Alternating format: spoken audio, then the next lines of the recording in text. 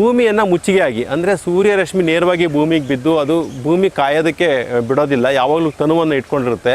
So ಅದಕ್ಕೆ ನಾವು ಮುಚ್ಚಿಗೆ ಬೆಳೆಯಾಗಿ ಇಲ್ಲಿ ಗೆಣಸನ್ನು ಬೆಳೆದಿದ್ದೀವಿ. ಜೊತೆಗೆ ನಮಗೆ ಸಾಕಷ್ಟು ಆಹಾರನೂ ಕೂಡ ಸಿಗುತ್ತೆ. ಬಯಾಲಜಿಕಲ್ ಕಂಟ್ರೋಲ್ ಅಂತ ಹೇಳ್ತೀವಿ.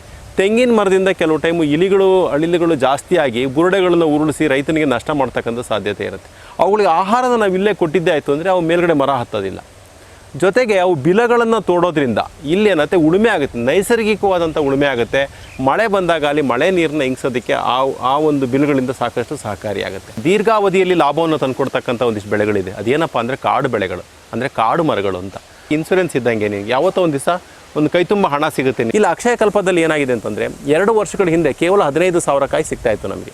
ಇವಾಗ ನಮಗೆ 45,000ಕ್ಕೆ ರೀಚ್ ಆಗಿದೆ. ನಾವು 1 kg ಕೊಬ್ಬರಿನ ಇವತ್ತಿನ ದಿವಸ 80ರಿಂದ 90 ರೂಪಾಯಿಗೆ ಅವರು ಮಾರಾಟ ಮಾಡ್ತಾ ಇದ್ದಾರೆ. 1 kg ಕೊಬ್ಬರಿಯಿಂದ 600 ಗ್ರಾಮ್ ತನಕಲ್ಲೂ ಕೂಡ ಅವರಿಗೆ ಎಣ್ಣೆ ಸಿಗುತ್ತೆ.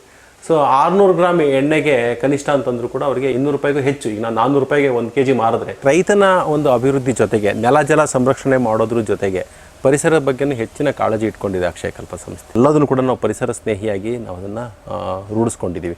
ನಾವು ಈ ರೀತಿ ಎಲೆಗಳನ್ನು ಮುಖಾಂತರ ದಾರಗಳನ್ನು ಕಟ್ಟಿ ಇದು ಬಾಟಲ್ ಗಾರ್ಡು